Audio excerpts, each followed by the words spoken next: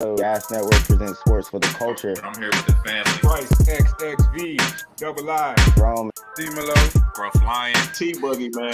To the greatest sports show on the planet, La Familia. Hope y'all ready for a ride. Can't wait to hear what you guys got to say.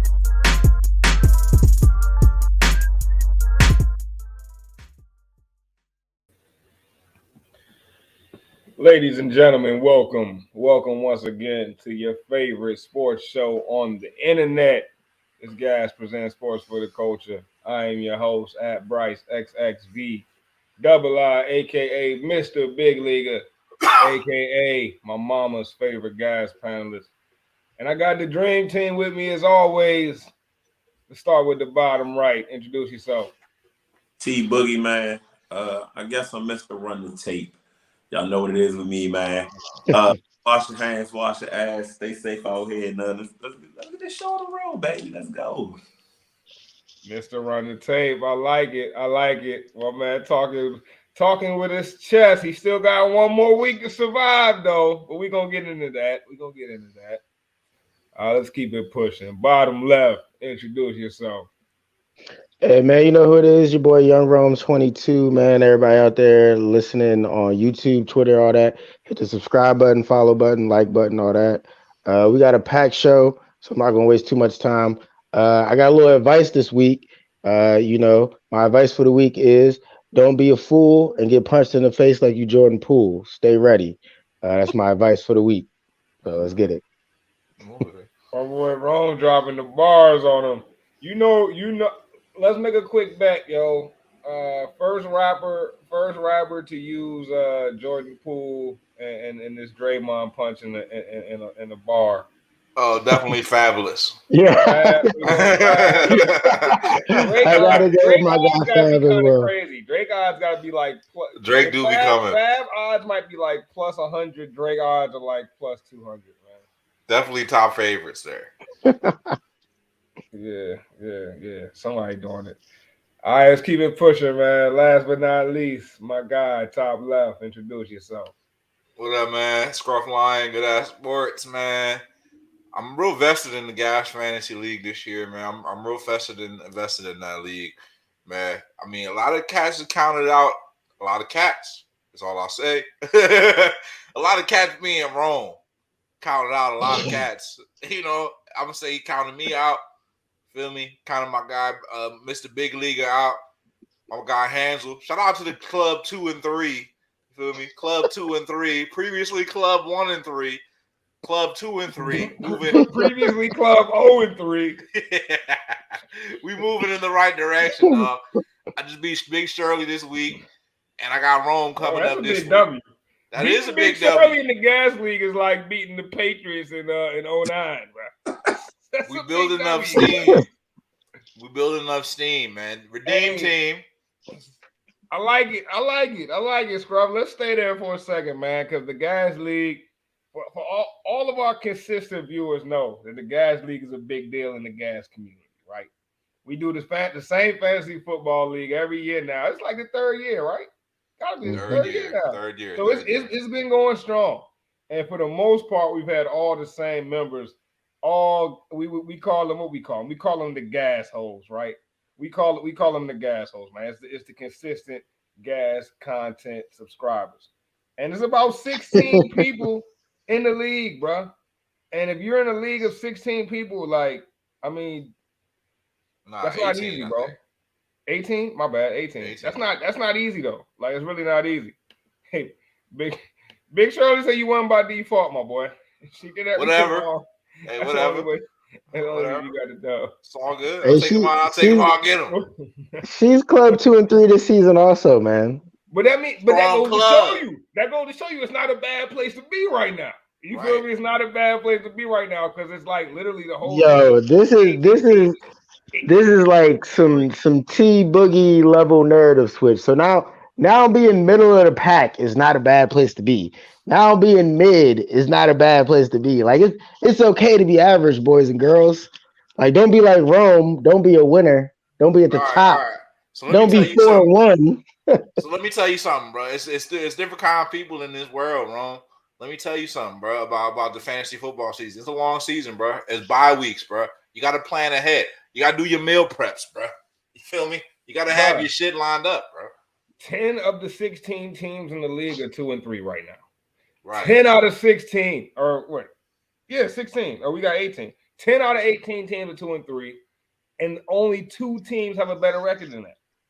So it goes to show you, who's one of those two? Who's one of those 3? Wrong. You happen to be one of those teams. Oh, I just wanted to clarify. For everyone listening, enjoy it while it lasts, bro. Everyone out there in YouTube, Rome till week 10. Everybody out there that's not familiar with the league, I just want them to know who's on top right now while they're watching. You're not on top. White Wall is 5-0, bro. He ain't played me yet. I need the background behind White Wall's team name because it really I don't understand it, and I need. But he said he was king of the North, so it must be connected to the wall. What's going on with that? What's going on with that? What's going on with that team name though? What's going on here, bro? I don't know if y'all on y'all sleep at, but I don't know, man. Whose man's is White Wall? Whose man's is it? I don't know. Somebody's man. I don't know whose man's it is. I think it's White Wall, the random fan. I don't know White Wall. He definitely a fan. Oh, so nobody claiming White Wall. He's been there. Hey, I bangs on him. He the king of the North. Bro, White Wall name kind of wild, bro. And I don't know what to make of it. But,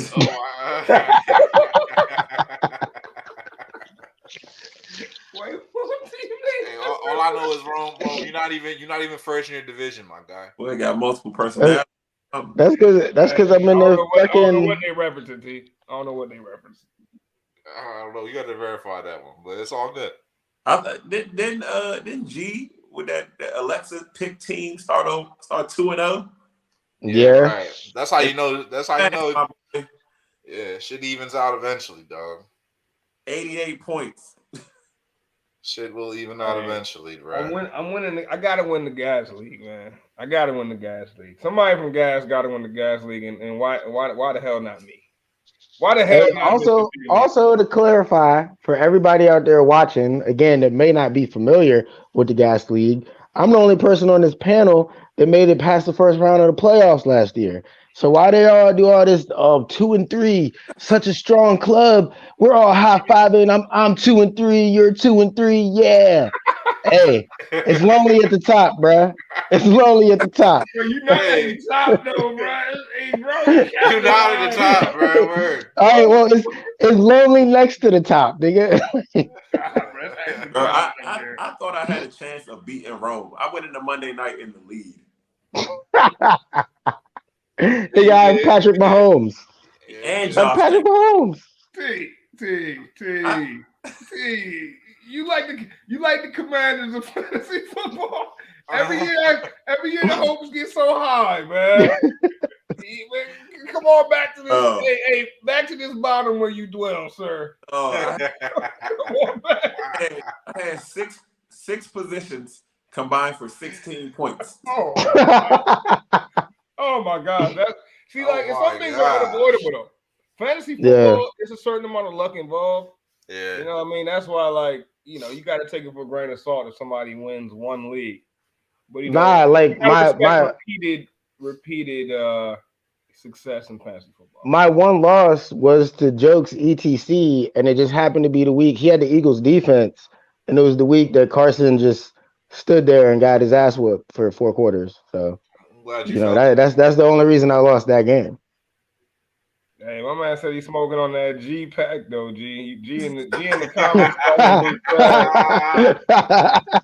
My man said 164 to 88. Double up on him.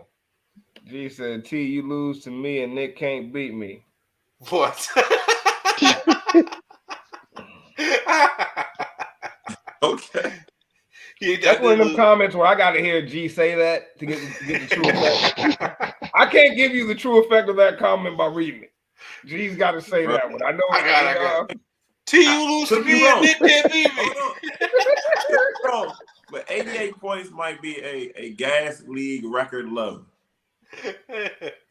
It's pretty bad. That's 88. That might be 88 points. It's like I don't know. That's a good test score. But I mean, that's Team KJ Smooth scored 90, so I mean that wasn't too far. It wasn't just a couple bottom feeders out here.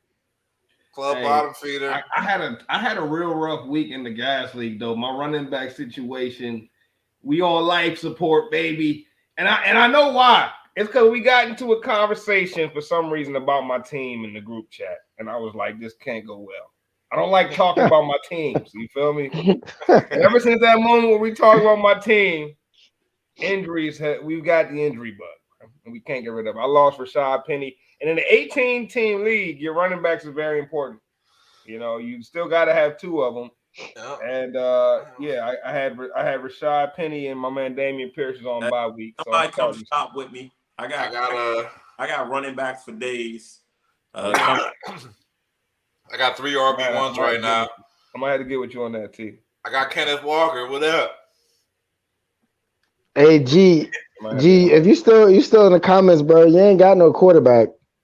You ain't got no. Go check G's quarterback right now. Hey, look, I did something I normally don't do in fantasy, right? I drafted 2 handcuffed running backs, thinking that one of these guys has to get injured. And just my luck is Jonathan Taylor. But just my luck again. Hines goes out on the first drive. Wow. Yeah. That's me in the big league, bro. Shit killed me. Yeah, big league was not kind to me this week, but it is what it is. We bounce back, man. Hey, you gotta turn them things out in the big league, bro. You gotta turn them out, bro. It's a good year in the big league, man. I'm gonna tell you this: the big league type of league, if it ever comes to a point where it ain't gonna happen because I'm too confident of a GM. If I'm ever a bottom dweller in the big league, I'm gonna sell the farm for some draft picks, man. We got to rebuild if that happens. We got to we go into the instant rebuild mode. We're gonna identify who we can keep going forward, and I need some first rounders, man. We got some guys that people will take. So I'm not playing no games in that league, yo. Yeah, I feel you, bro. But let's get into it, man. Let's get into what we do. We got some sports on the schedule tonight. A little bit of culture mixed in as always, but not too much. But I don't know. Somehow the conversations usually go somewhere else with us. First things first, man. Monday Night Football. Let's do it. Chiefs, who everybody I feel like was high on coming in this game, versus the Raiders. I felt like the Raiders were kind of an afterthought coming in this game. And, they really should have won the football game, right? I believe. I mean, I feel like the Raiders, that game was there for them to take. What did we learn about that game, first and foremost, man? What are your key takeaways? Let's start with my guy, Young Rome, 22. Man, my key takeaway from the Chiefs game and the Raiders Monday night is the same takeaway I have just about every Chiefs game, man. Patrick Mahomes doesn't belong in the conversation for best QB of right now. He belongs in the conversation of best QB you've ever seen play, because that's what he is. He's one of the best QBs that anybody on this panel's ever seen play. Everybody that gets to watch Patrick Mahomes, and we're living in this era, needs to understand how special that this era is, because there may not be another Patrick Mahomes again. I don't think anyone's going to get close to Brady's complete resume. He's got, 6, 7 Super Bowls? Pat might come close. But I don't think anyone's going to meet Pat's talent and resume when it's all said and done.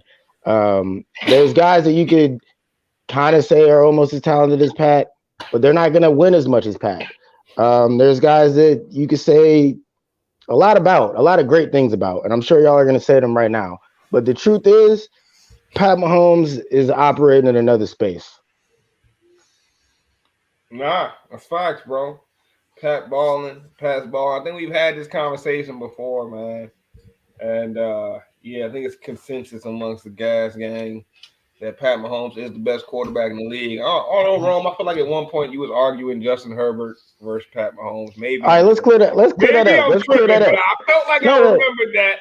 The argument was, because you twisted this argument much like T when it started. Me and Scruff originally said that Justin Herbert was comparable. He's in that conversation of Pat and all these other young QBs. which I don't back down from that. I still think if we start naming young QBs, Justin Herbert's probably top 5. He's probably in that top 5 of this new crop of QBs. But I wasn't ready to crown Pat as the greatest thing on planet Earth at that time.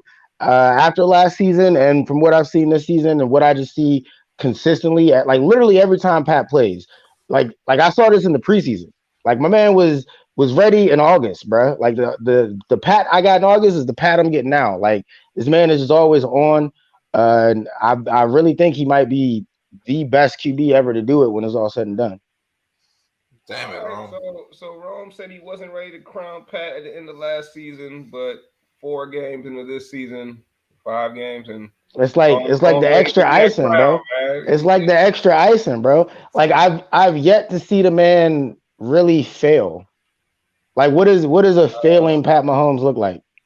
Nah, I don't know. I can't say that, bro. I think we've seen Pat Mahomes. I wouldn't say fail, but I think we've seen chinks in his armor for these especially I guess last season was the first real time where we were like we saw teams shut him down. You know what I mean? Like we saw Pat Mahomes have pedestrian games where for so long it felt like it was guaranteed 300 plus yards with 3+ touchdowns.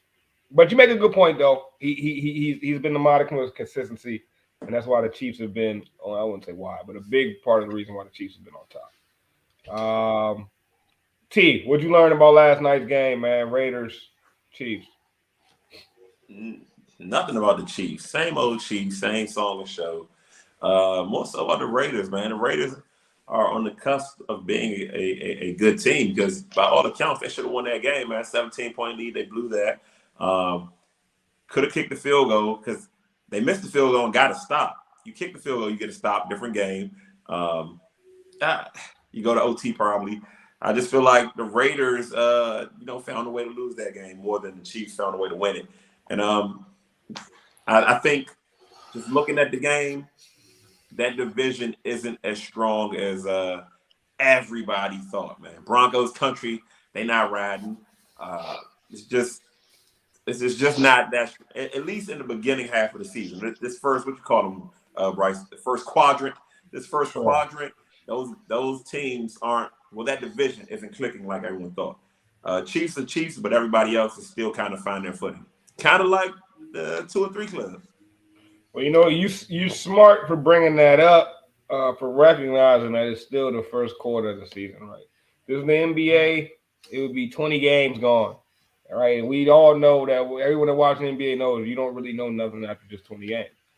But I will say that I think I'm with you, bro. I think we learned more about the Raiders and less about the Chiefs last night. I think the Raiders are better than I guess what they're 1-4 now, and I think they're a lot better than that record, bro. Yeah, I think they're one of those 1-4 teams. When they beat a 4-1 team, I would not blink an eye. I would not be shocked.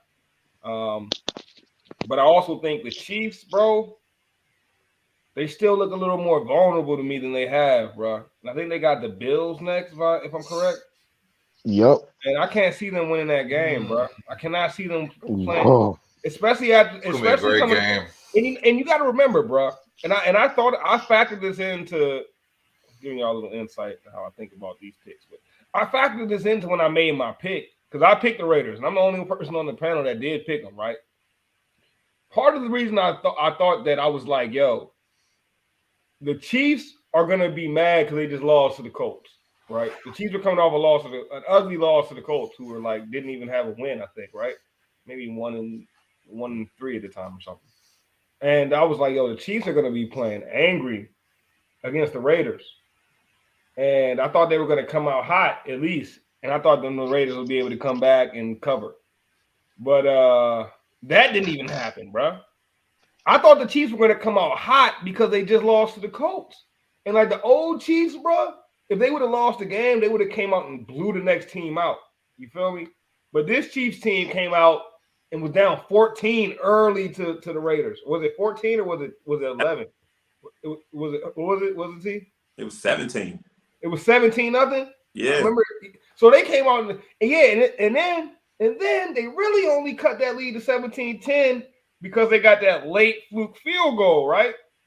Where their backup kicker in the end of the first half The backup kicker came and made like a 59-yarder after there was only 13 seconds on the clock when they even got the ball. It was ridiculous. But like I was really shocked that Chiefs team came out as soft as they did to start that game, or as flat as they did to start that game. After they they beat the Bucs last week. Yeah, they beat Tampa in between that. Okay, but they did lose to the Colts, so that was before Tampa. So I guess So that much makes fair a little more logic. sense. Yeah, I guess that makes a little more sense. But I just expected them to come out. I expected them to come out hot at home, and I expected the Raiders to come back. And like the opposite thing happened, which is like, damn, are the Chiefs still like? Are they still that top team? Pat's still that top QB, but I don't know if the Chiefs are that top team like they used to be. I don't know, Scruff. What you think, man? Man, that's a good question. I say the Chiefs are still the top team in the AFC. It's a toss up though, bro. It's really any given Sunday between them and the Bills. I think we're gonna find out. I guess next week. I guess that should be very interesting. But it comes down to push come to shove, bro. You can't leave a window open, and expect like basically Patrick Mahomes, bro. He gonna get through that window. You know what I'm saying? So like good teams find a way to win games in that small window, and bad teams find a way to just bring down the motherfucking sink. You know what I'm saying? And that's what the Raiders did last night. While the Chiefs were impressive in that comeback, I will say that the Raiders equally blew the game. But I think part of the reason they blew the game was because they knew that they had Patrick Mahomes on the other side. I think the game came down to the decision right there when they had the opportunity to tie the game up, and they decided to go for two. Foolish is what it was. That really didn't make a lot of sense, bro. Like, what point are y'all trying to prove with that? That makes sense for a team that's 4-1, not for a team that's 1-3, bro. Yeah, and everybody talking that analytic shit. That's bull, man. That's bull, man. What that is that's fear. That's fear based, bro. They say it's fear based anxiety. It's what that is. You know what I'm saying? Because you looking at the scoreboard and you thinking, oh man, I got to get ahead now. You feel me? There's 4 minutes left on the board. You know that Patrick Mahomes is going to get the ball regardless, bro. And you basically looking like, nah. So you blew the game right there because they would have tied it. They might have had a shot, bro. Instead, they ended up losing by 1 point. Yeah, it doesn't make a lot of sense because you're basically conceding that they're going to score no matter what. And if you think they're going to score no matter what, that means that you getting 2 points doesn't matter no matter what. Well, unless you're thinking you're going to be able to hold them to a field goal. If you feel like you can hold them to a field goal, then that means your field goal will win the game. So, another dimension to that is you're assuming that if I don't get it, like if I kick the field goal, now Mahomes has 4 downs to score again. But if I don't get it, if we can hold them for 3 downs, they'll kick it back to us. So that kind of factors into it too. We only got to stop them for 3 downs versus 4. Yeah. And also, I think it comes down to execution. I think they should have been able to convert the 2-point play, bro. Like I don't dislike the call. I don't like the execution, man. Like you got to be able to get that in there, especially when you got that line with Josh Jacobs, bro. Were you running the ball in that situation? I'm pretty sure. I would have ran the ball the way Josh Jacobs was running last night. I would have ran the ball. They ran the ball out of a shotgun though. I'm pretty sure it was an RPO and he just gave it to Jacobs. Don't quote me on this. I get back to me on this because I could double check it. But I'm pretty sure it was an RPO because it looked like Devontae Adams was running a hard slant on the inside. So that's what I'm saying. Like you had Devontae Adams 1-on-1. That's what I would have went to. Or if not on a slant, I would have had him run a fade. Bro, 4th and 1, and they basically throwing the car fucking flops the ball down the field, bro. The fuck is that? 4th and 1. No. End of the game. Those guys ran into each other. Yeah. Why are you throwing a 17, 20-yard play when it's 4th and 1? It did seem a little bit desperate because it felt like you could barely connect on those. It looked like a play you run when there's less time than what there actually was, right? But at the same time, I think you're also hoping you catch a team off guard because they're thinking you're going to go for the quick one, and Devontae runs a little choice route where he heads up the field instead. That could end up killing him. If he doesn't fall, the catches he was making, who knows what that play is, No, I think That sounds like the bottom line is what Scruff said earlier, man. I think it's fear of Patrick Mahomes. I think yeah. you feel like you need to get as many points on the board as you can because you know this guy's going to get as many points on the board as you can. So, like you said, Bryce, if you do stop him to the field goal, you need that extra point so that when you kick a field goal, you get the dub. I mean, looking at it, bro, Pat Mahomes is 7-2 versus the Raiders. So Flavors. I think you go for two there. I think you say, yo, we don't ever beat this guy. We need to do whatever we can to beat this guy. He is the winner that people hype Jimmy G to be. I think No, Jimmy and G is the that's winner. the problem, bro. You but- gotta treat them regular, bro. You gotta treat them regular because you lost. You basically what I saw last night was the Raiders played themselves out of a win because they were scared of Patrick Mahomes. But Scrub, if you're gonna do that, and I feel wrong a little bit, I do because you like, yo, we're 2-7 against this guy in our last 9 games. We gotta prove we gotta get ourselves over that hump, right? Then run something creative, bro. Like if you're gonna tell me we doing this out of desperation, that's why 2-7. Then show me a play that shows me, yo, we're 2-7 and we're about to get this win. Show me what you do to show that things are different. What you do to show that things are different is you throw it to your new receiver that you just paid a bunch of money. And then maybe he's not pissed off and shoving TV people down on his way out the damn tunnel and shit, man. They didn't pick up Josh Jacobs' 5th-year option. You giving him the ball with the game on the line. You got 2 people you got huge contracts with, and Derek Carr and Devontae Adams. The game is on the line. It needs to be going Derek Carr to Devontae Adams. The ball needs to go from Derek Carr's hands to Devontae Adams' hands. That's it. All right. Well, let me tell you something else, bro. I picked up from this game. Belichick coaching tree might be the worst coaching tree I've ever seen in my life. Starting with the fact that Josh McDaniels obviously didn't learn a goddamn thing against Bill Belichick, bro. Because Bill Belichick would have ran the ball. One. That's first of all, bro. Bill would have ran the ball right there, bro. Bad coaching decisions, bro, is the reason this is what the game played out the way it was, bro. Keep it simple, bro. Keep it simple, bro. He ran the ball, but he just ran it out of a shotgun. He just didn't run it at the right time. Why out the shotgun though? I don't understand that. Like, wasn't a shotgun running? Am I tripping, bro? I swear it was a shotgun run. Look, when that field get tight, we saw the Broncos struggle to score, right? Wasn't that the Broncos? Yeah. But they ran it. They ran it too. Yeah. And then the next week, people were mad at them for not running it. I mean, they were mad at them for running it. They were mad at them for running it, and the next week they're mad at them for not running it. But that's another reason. That's another situation where the coach outthought himself. That coach made that decision based on the public opinion of what happened the last time, and you can't do that as a coach. Like that's fuck nigga shit, bro. We just saw Carson Wentz throw a pick there. He struggled that whole possession in the race. I've never seen a man try any harder to throw a pick, bro.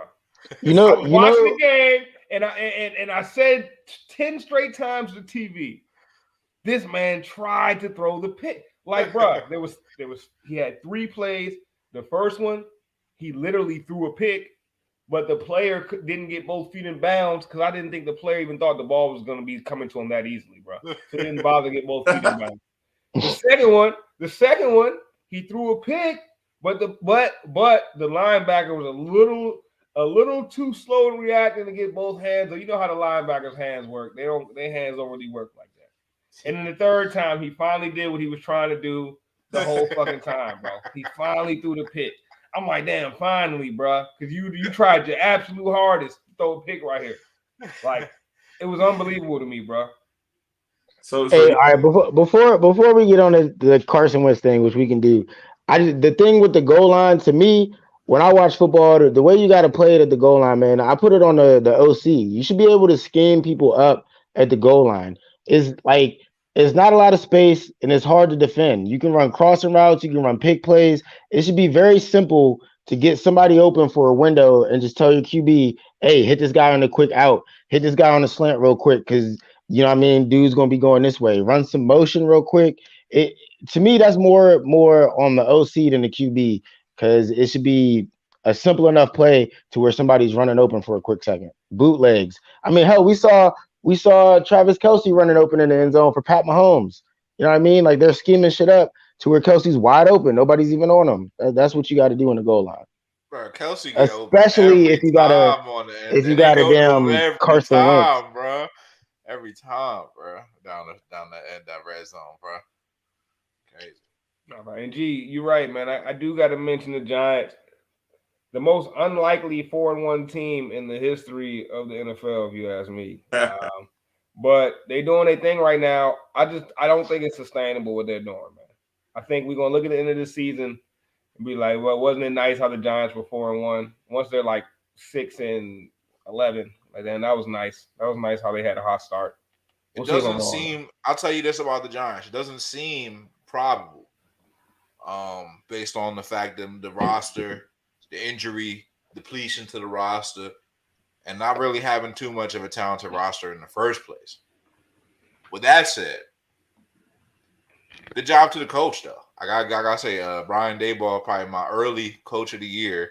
Shout out to the white Brian, not the black Brian, that got spurned for the job. Maybe they did pick the right Brian after all, Bill. Shout out Bill Belichick, though. Again, still playing chess, but don't hire one of his assistant coaches. You know, if it's a Belichick assistant, you already know that he's a bum. He's a bum. Daniels is a bum, bro. Horrible coach. What's my man in Tennessee? Mike Vrabel. Mike Vrabel. Okay, yeah, he's still a coach, right? He didn't get fired yet. Honestly, I think he's a little underrated, man. The Titans low key do a real good job for what they have out there. I think they have something like 19 different starters already this year on defense. I don't know about the Titans either, though, bro. I think they've been squeaking by. He's lucky he's still employed, bro. Because honestly, bro, we said this on the show, bro. If I'm Titans, bro, I'm running the rock more, bro. They don't be running the rock enough. Like they don't got Derrick Henry, bro. And another thing, that's like if you ain't learned nothing from Bill, bro, run the rock, bro. If you ain't I don't know if you can make things shake and get to the playoffs, make a couple playoff appearances with Ryan Tannehill, I think you're doing something right. Coach wise, because that ain't the QB. I don't know. I'll say this: Josh McDaniels he'll be the offensive coordinator in New England by next season or the year after that. They do go running back to old Bill Belly, don't they? He's gonna be scheming up running back to old Bill Belly once they leave. He's gonna be scheming up for Mac Jones and Hunter Henry in no time. Bill be looking at him like, "Come back, my son. Come on back. I got you. Don't worry. You always got a home here." They be calling him, bro. They be like, "Oh man, I don't know what to do, Bill. I don't know what to do." He be like, "Well, you know, you still got your old bed."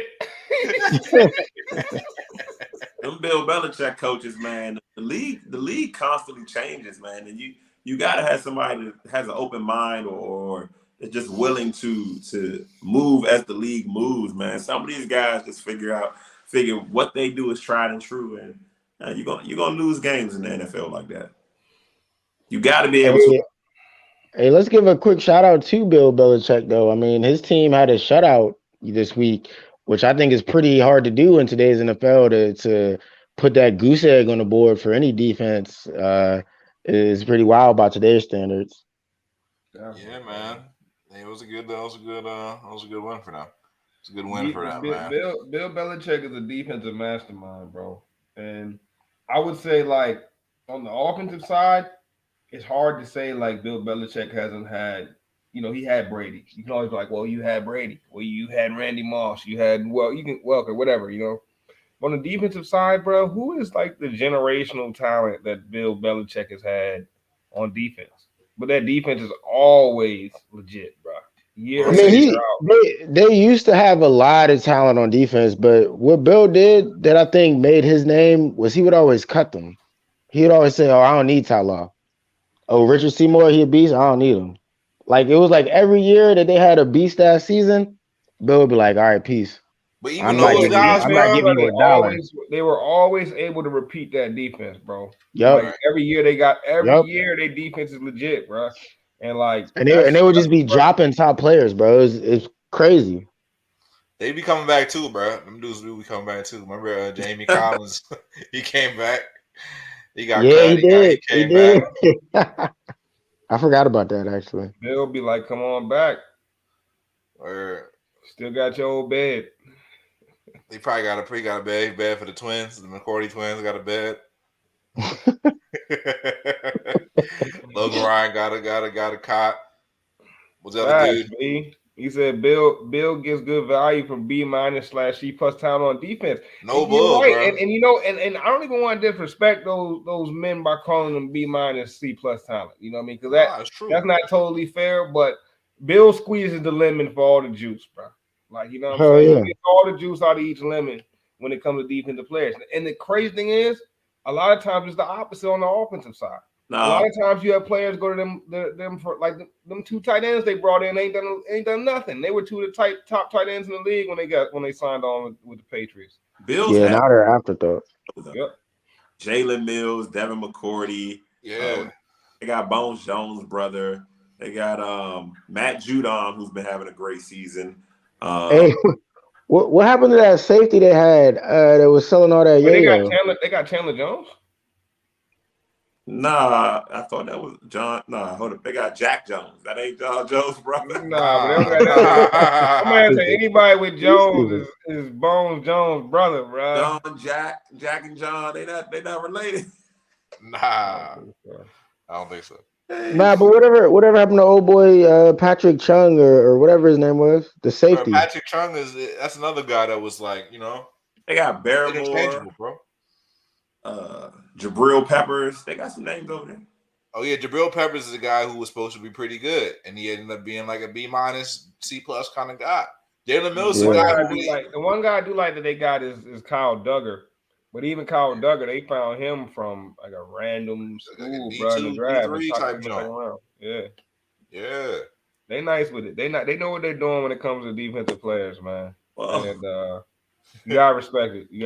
I wouldn't sign one of their defensive players if he was a free agent though, because he's not gonna produce on your team. He only gonna do it on the Patriots. Yeah, that's true. Yeah, that's true, man. But yeah, man. Shout out to my guy T Boog. Let's keep the conversation moving, man. Yeah, let's keep it pushing with these NFL topics, man. So let's jump into T's prediction real quick, man. T's prediction was that the Eagles would be 6-0 by week 6. And you know what? By the end of week 6, it's looking like T Boogie might be on to something. But still got to win that 6th and final game, and they happen to be playing the Cowboys. So let's look ahead to next week a little bit, fellas. How do we feel about the Eagles versus the Cowboys next week? T, I'm gonna start with you, man. Since your prediction. I mean, I think most people can agree that what we've seen from the Eagles is they're probably the team to beat. The Cowboys, is this just a hot start? Because who have the Cowboys played? They got a backup quarterback in there. CeeDee Lamb is a good receiver, but he'll drop passes. The defense is balling, but who have they played? So I think, like my prediction, Eagles win this, but I feel like this game will have playoff type intensity, right? Division's up for grabs. We'll get to see which team wants it more, which team really wants to win this division. And it very well could be the Cowboys, but it's the Eagles. The Eagles, man, are just playing unbelievable right now. But if the Cowboys can pass rush hurts like they've been doing everybody else, this game could go either way. Yeah, good point. Cowboys pass rush has been legit all season. Is Micah Parsons gonna play next week? He looked like he was a little hobbled this week. Might get an update on that. I would imagine he plays. I can't see him. I can't see any guy sitting this one out unless they truly can go, because, like I said, this one should have some playoff intensity to it. Yeah, definitely, and I think the Cowboys gonna have a better shot than the numbers would indicate. The numbers are going to tell you to go Eagles if you just look at the stuff on paper, especially offensively. But I think this could be a closer game, especially with it being a division rival. Scruff, how you feeling headed into that game? You see, you got your Eagles hat on today, and a jersey. That's right. Is that an Eagles jersey too? That's Jalen. You feel me? I'm rocking the Jalen Hurts jersey, man. I'm invested in the future of the Philadelphia Eagles, which is Jalen Hurts, man. Shout out to Jalen Hurts, bro. best quarterback in the NFC East. I think it's safe to say. I think it's safe to say that, and I believe it is safe to say that. I believe it is safe to say that. But I'll tell you this: Dallas Cowboys have been playing extremely well this season. I will give it to the Dallas Cowboys. When I saw them in the first game this year, I thought they looked horrible, and somehow they lost their best player, the quarterback of the team, and they've been winning. Because sometimes, just like I said to the Raiders coach, you got to keep it simple, man. And that's what the Cowboys are doing. They're keeping it simple. They're relying on their defense, and they're trying not to fuck it up. It's a pretty good formula for them. All right? But you're running into a situation where you can't win, bro. You can't win. It's Monday. It's Philly, bro. It's Philly. Philly's undefeated right now. Best offense in the league, and they're not winning because of the quarterback alone. They're winning because of the whole system. They're winning because of the whole – everything's working out, bro. Defense looks good too. It's gonna be a blowout, bro. Eagles gonna win in blowout fashion. The spread is 5. Eagles -5, bro. Eagles are gonna win by 15 plus. Ooh, Scrub talking spicy with the 15. Because it's in Philly too, bro. It's in Philly, bro. There's no shot, bro. There's no chance the Cowboys win the game. 0% chance the Cowboys win the game. You're saying 0% chance they win the game, and you're also saying a 0% chance they cover. Am I hearing that? They ain't covering the spread either. 0% chance they win the game, though, for sure. But you're not giving a 0% chance to that cover. 1% chance they cover the spread. But the Eagles are going to win by more than 5. I think they're going to win in blowout fashion. It's my prediction. I know, man. It's getting spicy over here. I don't know what's going on, man. We're going to see, though. We're going to see. Rome, I'm sure you're conflicted, sir. I'm sure on the fence is an understatement for you right now, Rome. But I got to get your take, man. Well, obviously, as a Commanders fan, I definitely don't want to pick the Dallas Cowboys. I was at the Eagles beatdown that they gave the Commanders, so still got a sour taste in my mouth from that. Definitely don't want to root for the Eagles. But as a guy that loves football, I look at this game and I see the matchups. That's the first thing that stands out to me. We got CeeDee Lamb for the Cowboys. He's having a pretty good season. You got Darius Slay on the other side. I think that kind of offsets. You got Bradbury. You got Michael Gallup. I think that also offsets. The Eagles got a good defense that I think is going to give Dallas a lot of trouble. I don't think this offensive line is good enough for the Cowboys to really compete with the Eagles D-line. So I don't expect much from Zeke or Pollard. So the Cowboys probably aren't going to put up that many points. But where Scruff is missing his target here with the Eagles blowout is the Cowboys defense is going to come out and they're going to smack the Eagles in the mouth. This is going to be nothing like the other games that the Eagles have played as far as defensively. The Cowboys are a lot more exotic than the other teams. They mix things up way more. They disguise coverages way more.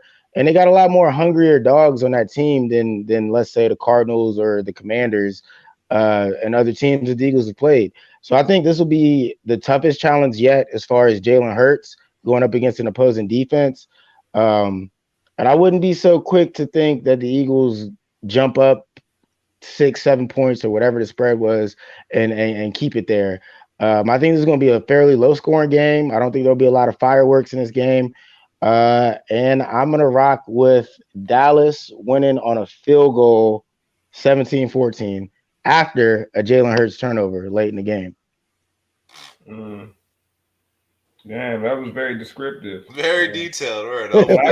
That's because I fucking hate those teams. I had to take all emotion out of that. And I was like, look, let me analyze the shit out of this. And and you might not be too far off with that. I mean, I could see it definitely being a field goal game. I could see it being a last team with the ball wins type of game. I could see it being a struggle to score consistently. That's one thing I've kind of seen from the Eagles. I didn't get a good look at the Eagles last week. I didn't get a good look at their last game over the car. Well, you know what? I did a little bit. The Eagles seem like they're slow starters a little bit, man. And that worries me if I'm an Eagles fan and I feel like we have championship aspirations. These slow starts are gonna worry me. I've seen it happen at least 3 times this season. I felt like they got off to a slow start against the Cardinals, but the Cardinals got off to an even slower start, so that shit didn't matter. They got off to a slow start the week before that. I think they were like down 14-0 to who were they down to the week before that? The Giants, right? Who were y'all down to 14-0 the week before that, Scrum? I don't know. I can't remember. Once Who we y'all played before the Cardinals? They played Jacksonville before the Cardinals. There it is. They played Jacksonville, and they were down 14-0 early to Jacksonville. I don't know if that made it to the first half. Yeah. I remember they were down early, and I remember just thinking, like, damn, they keep getting off to slow starts. And shit, you get off to a slow start versus a team like the Cowboys. You get down 14-0 to the Cowboys, and all of a sudden they can just pass rush. It's gonna make life tougher. I don't see the Cowboys winning that game though. I think the Eagles do win that game. See, the difference between that though, Bryce, is that the Cowboys, you can't go down 14-0 on the Cowboys because the Cowboys aren't going to even score 14 points. Cooper Rush is better than I think you're giving them credit. I think that team's still capable of putting up, over 24, 27 points. So you're saying there's a 0% chance Dallas wins, 1% chance they take the spread, and a 5% chance they score at all? I think they're going to score. You're funny. I think Cooper is going to feel the rush. I'll tell you that. I think Eagles. That was a good one. That was a good one, Scrub. Eagles defense is going to record a few sacks. I think the final score of the game will be 24-10, Philadelphia. I honestly don't think. I think if this is a close game, it does benefit the Cowboys, but I think the Eagles beat the spread. Like, I don't care if the spread's 7. I still think the Eagles beat the spread. I think the Eagles are that much better than the Cowboys on paper. And again, it's a team without their backup quarterback. And I think could be wrong. We've seen backup quarterbacks like a Tony Romo come out of nowhere and become like starters and instant guys. But I think people are waiting for the other shoe to drop with Cooper Rush. And I think this is the week. And Dak is almost healthy. This would be the week to say, all right, he took the L. He got beat up on. We're going back with Dak. I think that's how that's going to go. Cooper takes the L. Dak comes back the week after. And I don't disagree with everybody's take. I feel like everybody is just missing the part where Jalen Hurts and the Eagles offense is some imaginary juggernaut, and they're just going to put up 30, 40 points on Dallas' defense. Like the Eagles offense still has to go out here and perform against the Cowboys defense. I feel like everybody's just sleeping on that defense a little bit too much. You don't need 30, 40 points to beat them. Nah, but I think the Eagles offense is overrated, bro. I'll be the first to tell you that. I think that offense is overrated. I think that I think that you know what happens, Joe, in the league, man. You don't find out how good anybody or any team is until they get figured out. Once they get figured out, then you find out how good everybody is, because now everyone knows exactly how to stop what you do, and can you either do something different or still do what you do. And I feel like the league is just kind of figuring the Eagles out now. You know what I mean? And as that happens, we're going to see how good they really are and how good Jalen Hurts really is. But I'm still not seeing that elite pocket quarterbacking from Jalen Hurts, bro. I'm seeing Jalen Hurts kill you when he gets out of the pocket and buys a whole lot of time. I'm seeing a whole bunch of RPOs, bro. I think damn every pass that Jalen Hurts throws is an RPO, bro. I mean, probably 90% of them. That's not even exaggerating. We'll see how long that can hold, but I don't know, man. All right, man. I got a prediction. I got another prediction. I'm doubling down on T's prediction. T said we were gonna go 6-0, which we will. We're gonna beat the Dallas Cowboys this week, but we will go. You're gonna say 10-0. 10-0. We won't lose until at least Thanksgiving. First loss is gonna be against the Packers. Book it. First loss against the Packers. We're gonna beat the Cowboys. We're gonna beat the Steelers. We're gonna beat the Texans. We're gonna beat the Commanders. We're gonna beat the Colts. We're gonna lose to the Packers. Hey, this man came on here in a damn Jalen Hurts jersey and an Eagles hat, talking wild and like talking Bro, all wild. them teams suck, bro. All them teams don't suck. I mean, yeah, but Bro, you still I gotta think play the y'all. I game. don't think y'all are that great though, bro. Like, yeah, I think y'all are good. I think y'all are real good. I don't think we're that great either. But I know we better than all those teams. Y'all are better on those teams on paper for sure. What are we talking about, bro? But it's any given Sunday, bro. And y'all look real vulnerable versus the Cardinals. I thought the Cardinals should have beat y'all. I feel like they tried to lose that Hey, game. the Cardinals are a good team, though. If you listen, No, they're not. No, they're not. They're better than all the teams I just listed. When I made that prediction, the Cardinals was the game that could have went either way. You know what I'm saying? Like, but I just felt like the Eagles would get over that hump, looking to beat the Cowboys. Like, and that's how this thing is gonna go, man. Don't blame me. I'm just a messenger. Bro, I don't know, bro. Like I said, I don't know, bro. None of them teams are better teams. We could lose one of them games, but like maybe one max, bro. I don't know. I don't see us winning. I don't see us losing until Thanksgiving, bro. I'll be taking the L for Thanksgiving, but that's about it. Take an L with my turkey. You take an L with your low vibrational plate, my boy. That's a good. I need a clarification about that, dog. What you need a clarification about them low vibrational plates for, man? Because like I've seen people posting that, John. I seen the video or whatever. So it's low vibration. I didn't see the original video. The original video, the shorty had mostly like chicken and like corn and shit. So I understand that concept. And I do have a concept of vibrational levels of food. But I've seen what's the John? Carisha. I seen Carisha, John, what's her name? Young Miami or whatever. I seen her post something and she was like basically making fun of that shit. But she had like fried chicken and French fries on the plate. Like, so that's it. And she was going on John that had the yams and the mac combo. Like, oh, that's a low vibrational plate. And I know she was just playing. So at this point, I don't even know what's low vibrational plate. I think it's low vibrational with somebody. It must be low vibrational when someone else picks it out. Low vibration. First of all, that was like the wildest thing I've ever heard, bro. But someone to look at your plate and be like, "Yo, that's low vibration." Yeah, what? That's crazy, bro. Nah, but like, yo, she wasn't lying, dog. I was looking at the plate. Her plate wasn't vibrating much higher either, bro. So if you with your girl, you look down and her plate stacked a little higher than yours, do you feel like, damn, like I'm with a real low vibrational short? Like, do you feel but that's the thing. I think it's getting lost in translation because it was so funny. Like, nobody really knows what low vibrational plates are. Look, what she was saying was like, basically like, man, you stuffing yourself with all this junk food. Like, nobody's going to bring me a plate like this. Like, the whole thing was that the chick is like a life coach. And she's talking to this other grown woman as if she is some sort of child or follower. It was almost like it's reminiscent of a cult, like, and how the woman was responding, like, yes, you're right.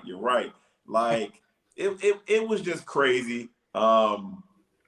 It kind of pointed out something that I've seen on social media like this year in general. It's always existed, but like sometimes sometimes, right, the worst enemy of women be other women. Yes. Yeah. Like, you know, because you get on social media and you see darts and shots thrown at guys all day. But like sometimes it's these bird brain women following behind other bird brain women. And the problem is it's a lot of it's born from the same place of these are women that are broken or are looking for some sort of foundation or some sort of belonging, and this one central figure, whether that be man or woman, is taking advantage of that. And that's what was happening. You know what I'm saying? Did she give her good advice? You probably shouldn't eat all that food. Sure. But how it came off was real, like, you didn't have a mother, I'm your mother. Like, bro, that's the stuff that make people drink the Kool-Aid. That's the Jim Jones type talk. So I was correct in saying that what actually her point was lost in translation, bro. When I look at that shorty's plate from the original video, I seen like hot dogs, hot dog buns, hamburger.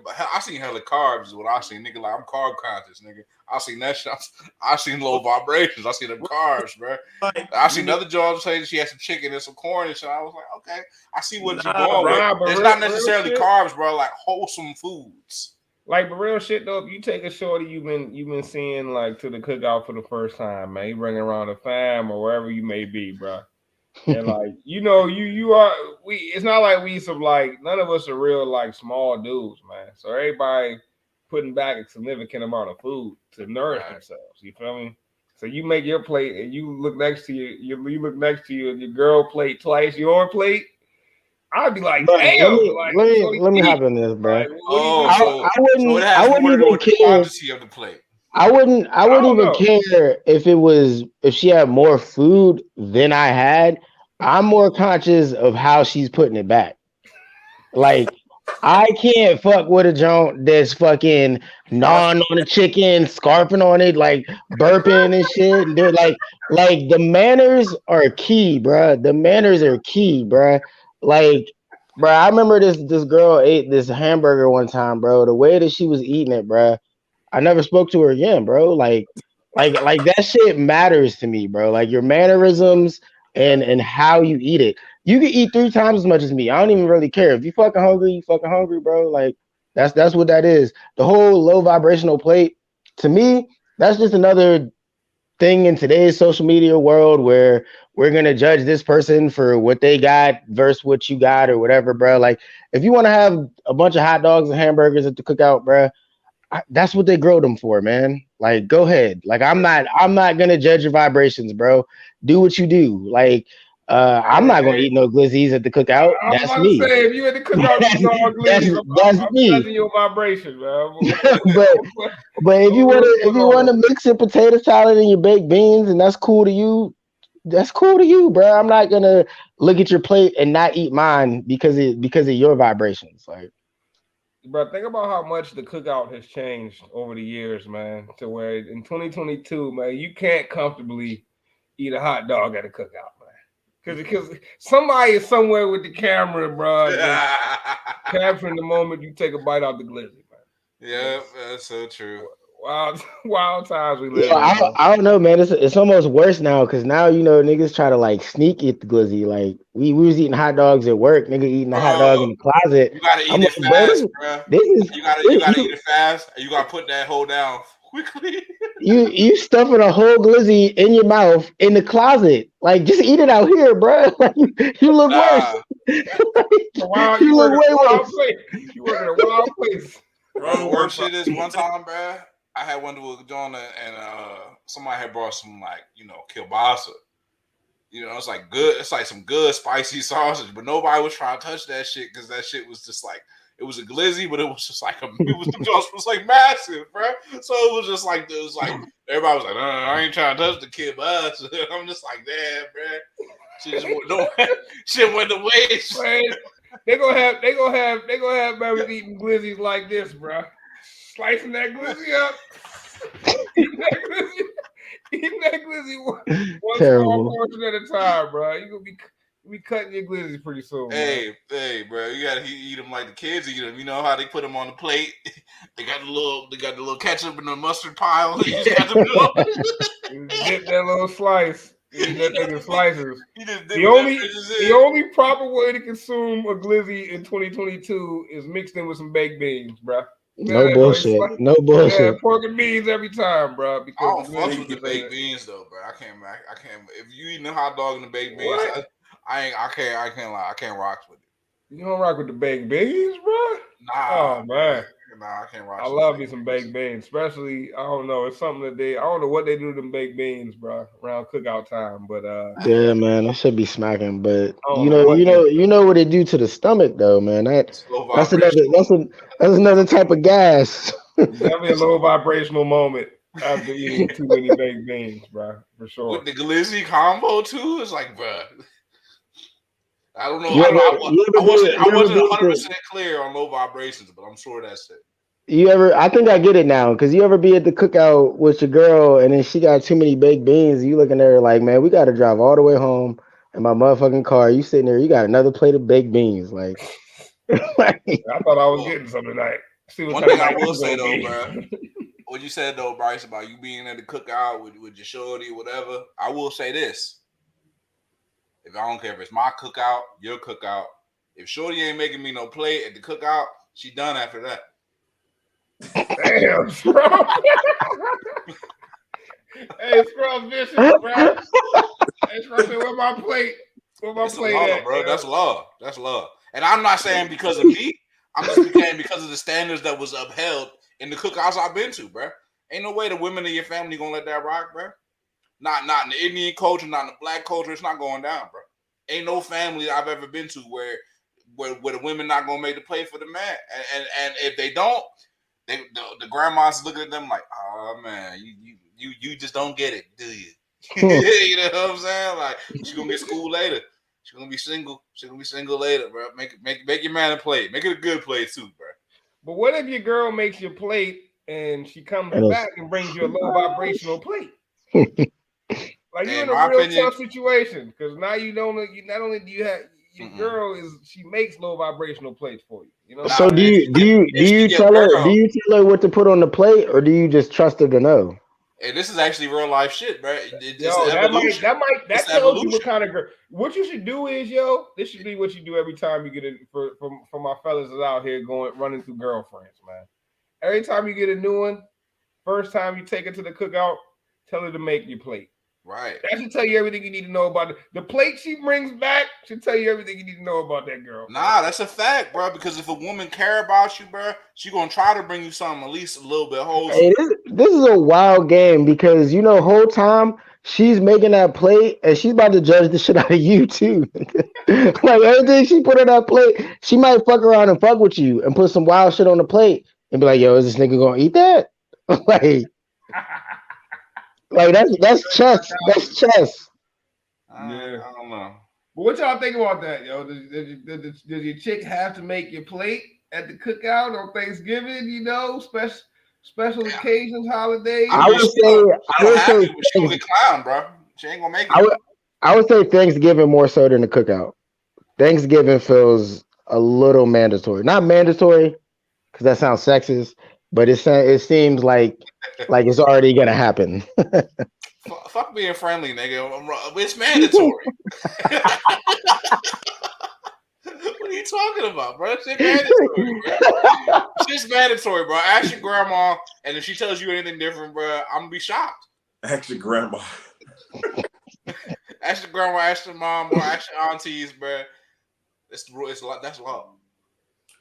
I would be just so disappointed in my plate coming back wrong. And that's a coaching moment. That's a coaching moment. Bro said say nothing for a minute, and then my man was just like, "I'll be so disappointed." That's a coaching moment, bro. You gonna have to coach her. You gonna have to coach her. You be like, "Yo, you gotta have a certain amount of protein, carb. You know what I'm saying? You gotta put the gas next to the mat. You gotta learn, bro." But yo, at the cookout, I'm making my own plate, bro, because I can't you can't fumble my cookout plate. This pre-show content, what I'm saying, too, bro. Like, cause now I got cause then. This is a joke because women are not like this, and not all women are like this at all. But imagine this, yo, like your girl makes your plate, she brings back your plate. It's a low vibrational plate, so you sit there looking at it with that funny eye, and now she looking at you like, "Oh, what's wrong with your plate?" What's wrong with the plate I made you? And I'm gonna eat what I want out the plate, and then whatever I don't want, I'm just not gonna eat it. It's what it is. And when she asks about it, I'm gonna say I wasn't really fucking with that, but that's not a reflection on her. It's a reflection on the food. But I will say this: I will add this to my cookout rule. This is another rule. Now, this is another rule. If Shorty making breakfast for you, and she make the eggs first, she done. She done. She don't have common sense, bro. Common sense. You can't teach common sense, bro. If she don't do that, she don't got no common sense, bro. What if she knows how to cook? I'm sorry. Nah, because the eggs gonna be cold by the time you finish making the bacon and all that goddamn shit, man. What if she just don't know how to cook? Like she don't know the order of operation. Again, coaching moment, bro. But it's gonna be you're gonna be picking up pieces and picking up for the next coach. Scruff is a hell of a GM, bro. Like this man said, you fuck up once, you out. You out. Hey, cause I'm older now, bro. Like, you know what I'm saying?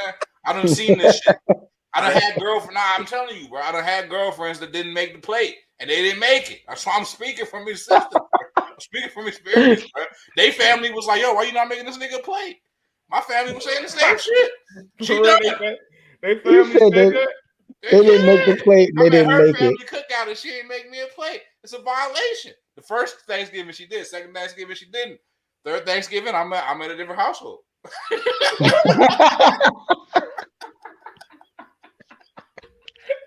That's pretty funny. Go ahead, bro. That's pretty funny, man. It is what it is, bro. So what do you do? Like, you watch everybody else start to get their food before you realize, like, shit, man. Nah, honestly, most of the time I'm shit. Most of the time I'm by myself, so I'm gonna let the ladies go first, and I'm gonna do their thing. I'm gonna get them right. But if I'm at a joint cookout, especially if it's family joint, I'm gonna be most likely. I'm not there when the food's being cooked. You know, the food's already out type situation. I arrive. Hey, this is so and so. This is Nick. Yada yada. Hey, would you want me to get you a plate? Yeah. I'm gonna sit my ass down. I'm gonna give me a drink. That's within my jurisdiction of shit to do. I'm gonna get the drink. I'm gonna sit my ass down. I'm gonna find a good spot to sit, and then I'm gonna wait for my plate, nigga. Yo, the cousin Faye comment, man. I just peeped that. That's hilarious. The cousin Faye comment is pretty funny, man. Like, yo, I don't know. I feel like the plate is a sensitive topic in the community, man. What's up? Because hey, come on, because there was a time where, well, let's be honest, there was a time where a man receiving a plate was a given. There was a time where that was a given. You know, it's probably, I'd say, you know, that 70s, 80s, you know, maybe into the 90s a little bit. That was a given, but it's not a given no more, bro. The plate is rolling the dice if you getting a shorty that makes the plates or not. You really rolling the dice, bro. This is true. Because some girls gonna look at you like, you'll be like, "Hey, babe, you make my plate? Like, why don't you make my plate?" You'd be like, "Oh." and maybe you find yourself in that situation. You feel me? I will say this. I'll say this. I would say more so than anything, if I do see a joint that make me a plate, I'm just more so going to go. I'm more so going to favor that. I'm gonna favor that over the knob. I think one thing though, you gotta be appreciative of the plate. Whenever they do make you the plate, you gotta be big appreciative, man. Like that's why I feel this way, bro. Because I know how it feels when a woman go out of way to make you a plate. You might have just been out here I might be out here running my mouth, bro. Most likely, I'm out here running my mouth, talking to your uncle, whoever, chop. Oh yeah, we love you. Seen the motherfucking Redskins game? Yeah, that was terrible. They got blown out. And then you know what I'm saying? Boom, my plate's hit. I'm like, wow. Now the best is when the best feeling is when you get the plate you're not expecting. Yeah. Yeah, when you're not even expecting the plate and you get it. Hey, but you know the next level stuff is when you get them to make lunch for you to take to work the next day. You know, you really got to play the cards right. Once they start packing that lunch for you, that's the sweet spot. Yeah, I mean, well, you know, that's married life, right? But I guess everybody not getting packed lunch when you're married. That's true. Nah, you got to find a sweet spot. That's true. You gotta find Lunch.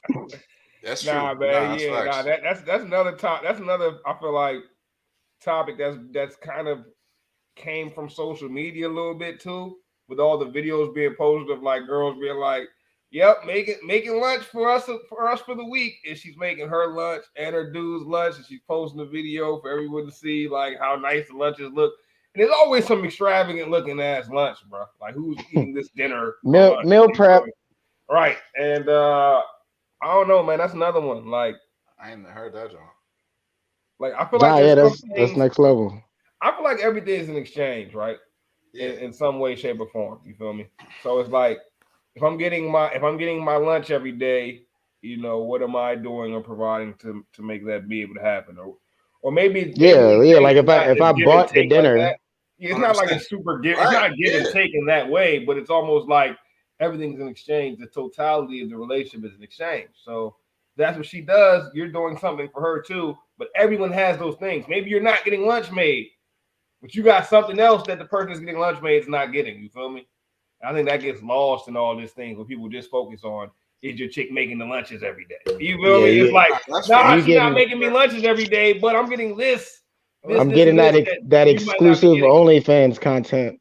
That's right. fair though. You feel me? Exactly. You know, you just That's don't fair. know. So it's I feel like relationships are mad nuanced. You know what I'm saying?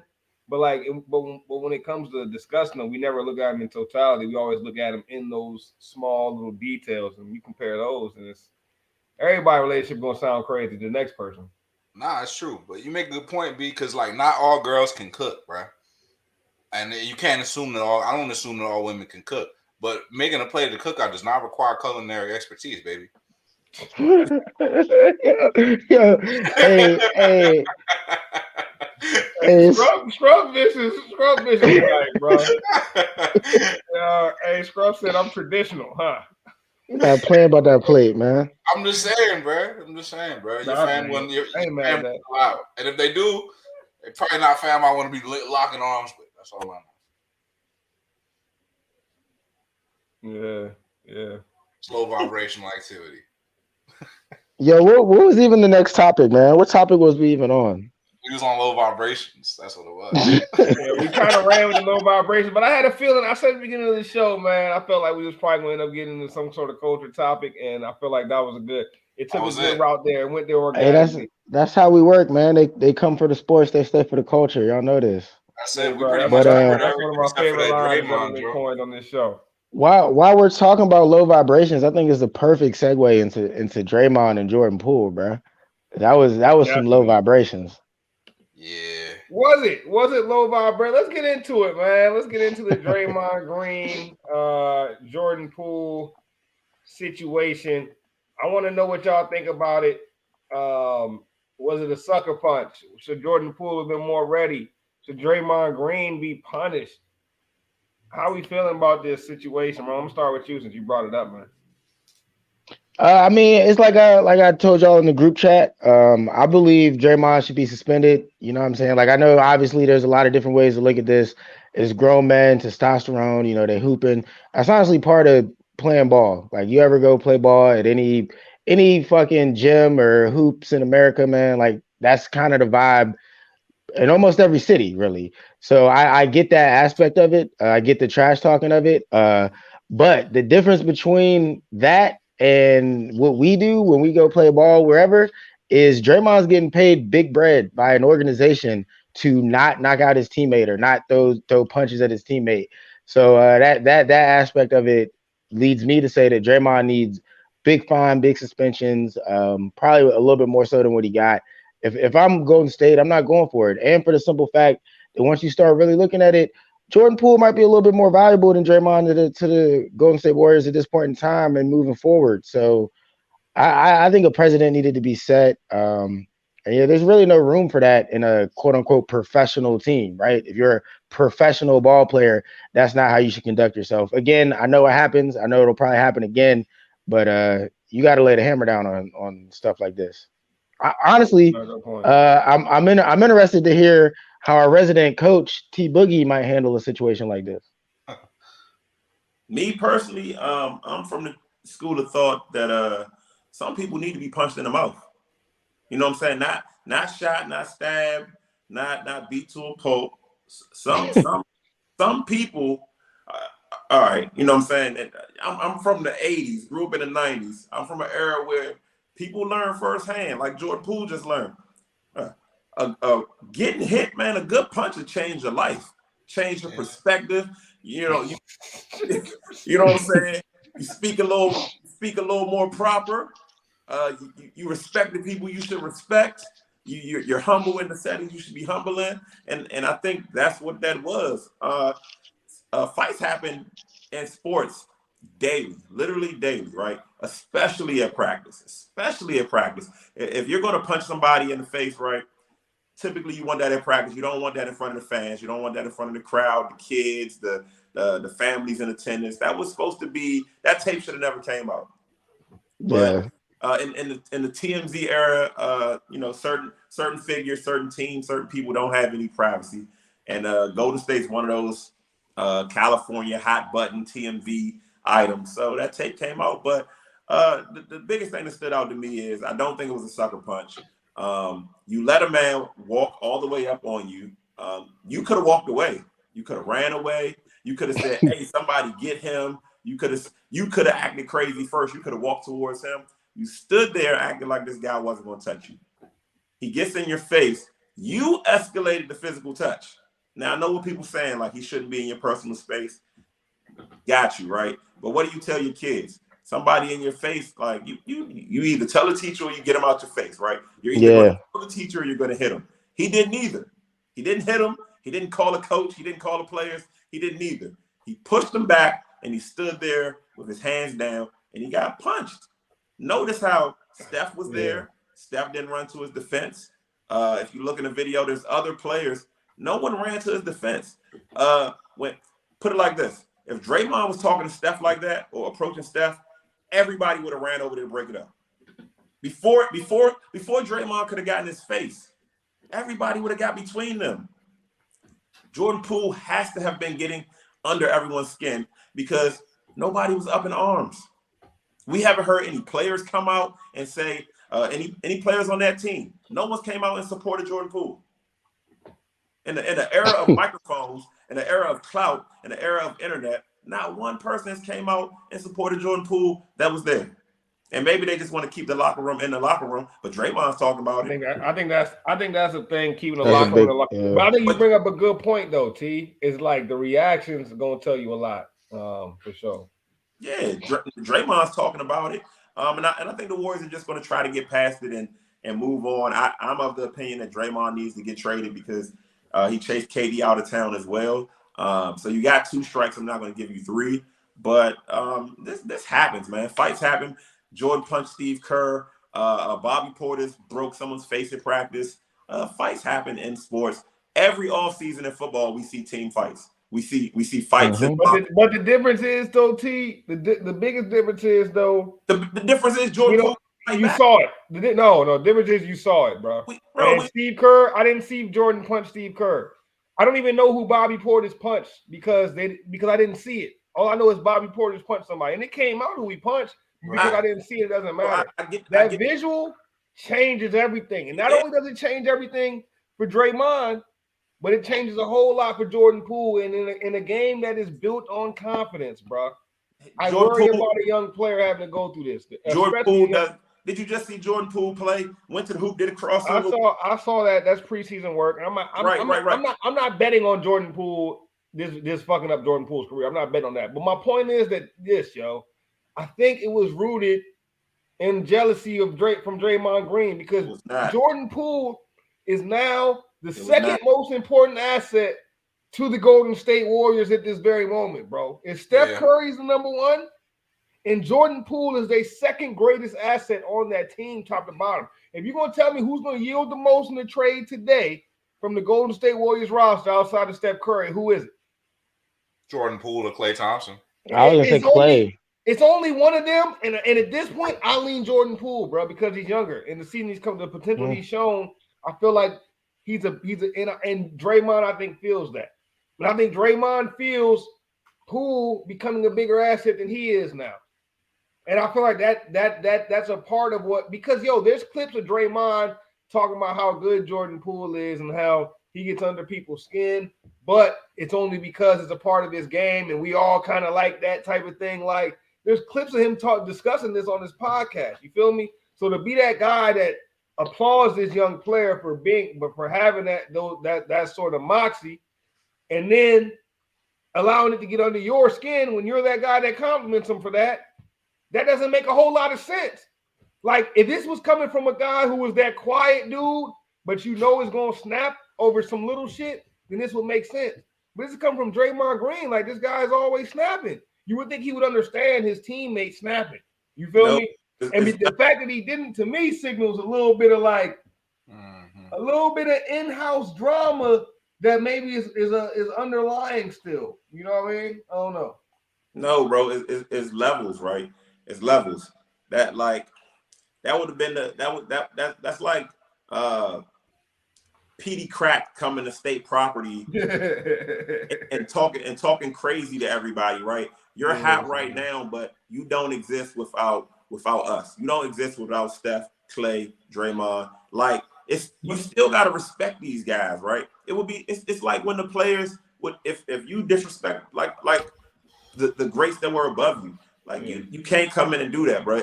You can talk crazy, but there's still limits, there's still lines, and this young generation. I don't know how much you around these young guys.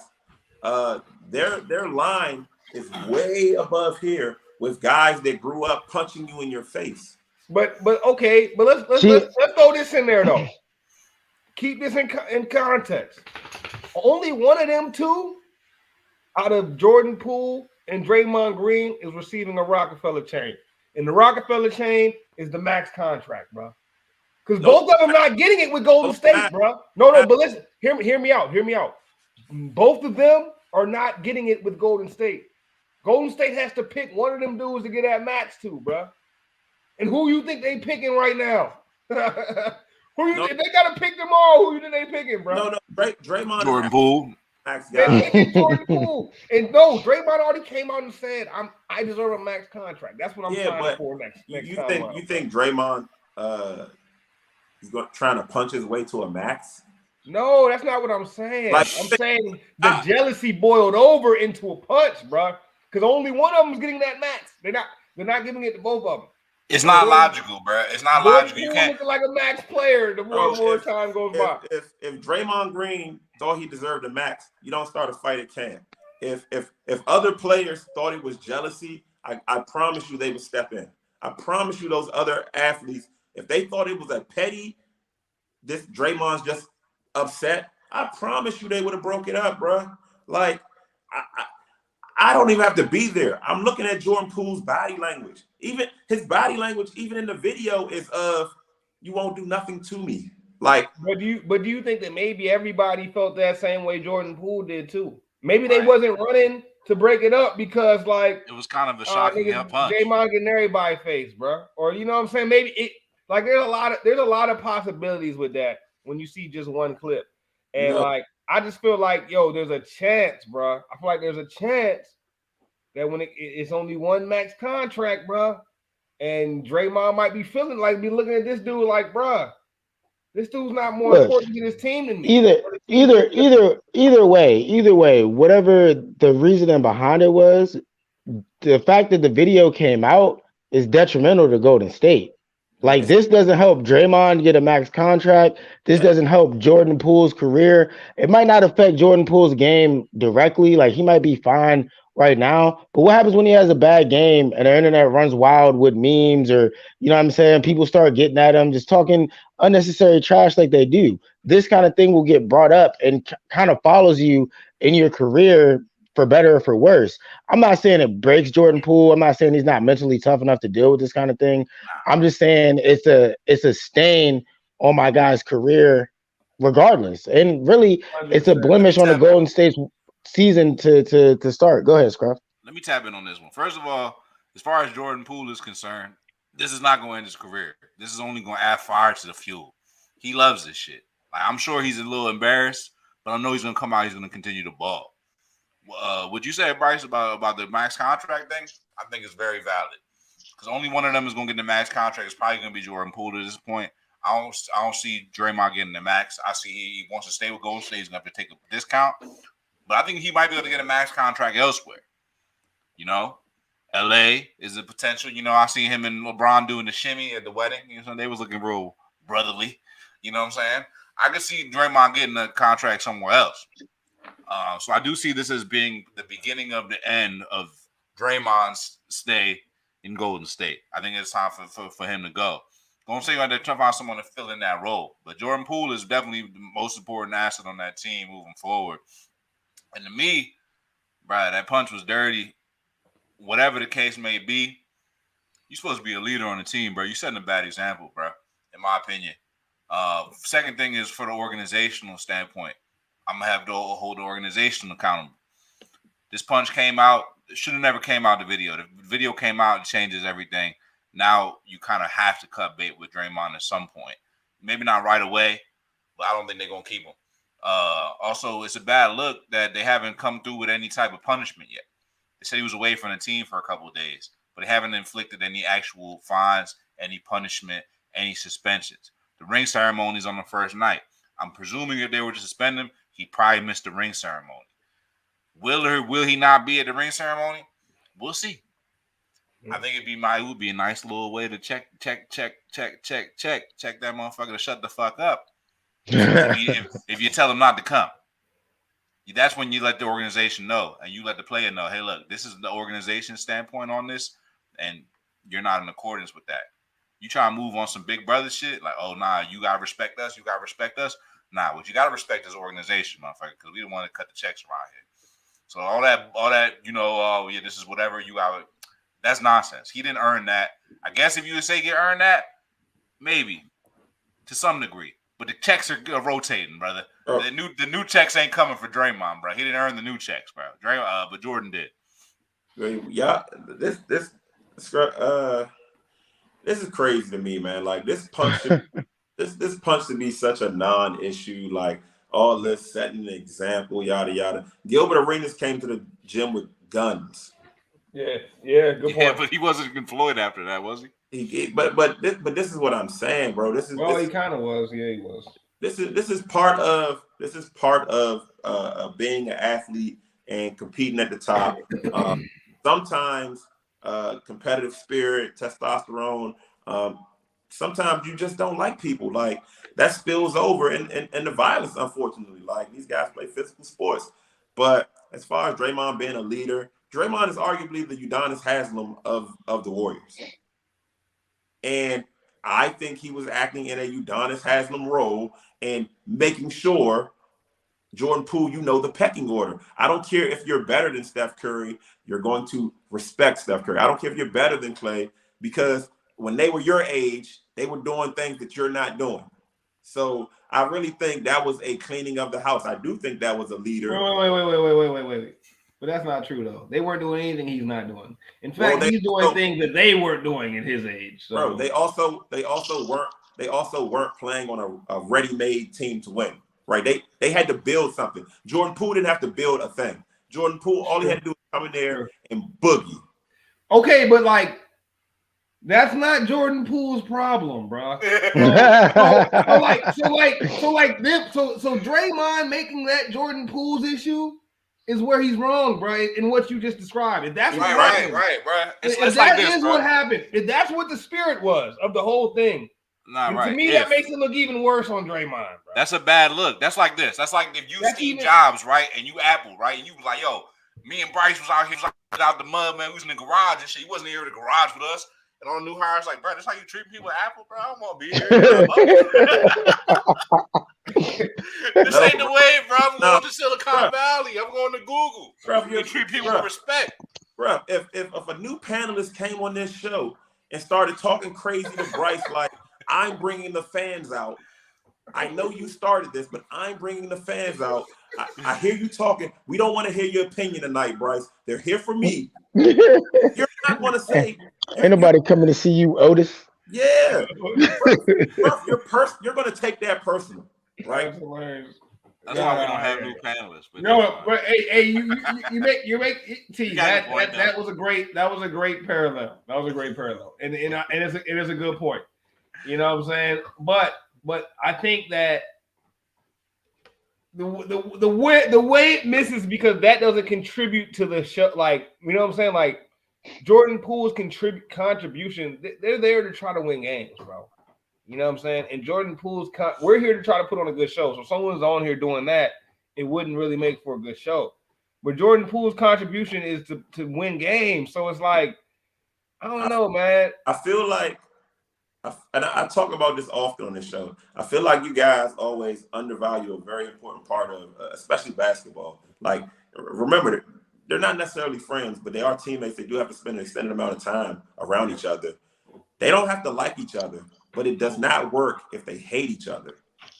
And if I don't care how good Jordan Poole is, if you don't want to pass a nigga the ball, who does that help? Good point. All right, but do we know that that's what they were arguing over? That he wasn't passing the ball. That's what I mean. That's what I mean. So it's like, I agree with you, T, to the extent of if Poole was disrespecting Draymond. In this sense, Draymond's basically your elder in this sense. He's been on the team. He's, you know what I mean, built it brick by brick with the boys. So you can't just talk to him crazy. I agree with that. And that very well may be why Steph and everybody let Jordan Poole get snuffed in the first place. But regardless, that's not necessarily team building. You could say it is, we could spin it like it is because it happens often in sports. But the second that TMZ gets a hold of it and we see it and it becomes a topic on our show and other shows, it becomes a huge, massive problem. And it gets right to Bryce's point of, well, which one of these guys are you going to give a Rockefeller chain? And it's only going to be one of them. It's only going to be one of them. And for better or for worse, like the way you're describing it from the 80s era when there wasn't TMZ, when there wasn't social media. This is a problem for Draymond now. He punched himself out of a max. Bro, he was talking about, he was out here talking about some, my mom seen it and his mom seen it because he looked like a bully. Bro, Latrell Sprewell choked the coach. I understand this is not this is a TMZ era, right?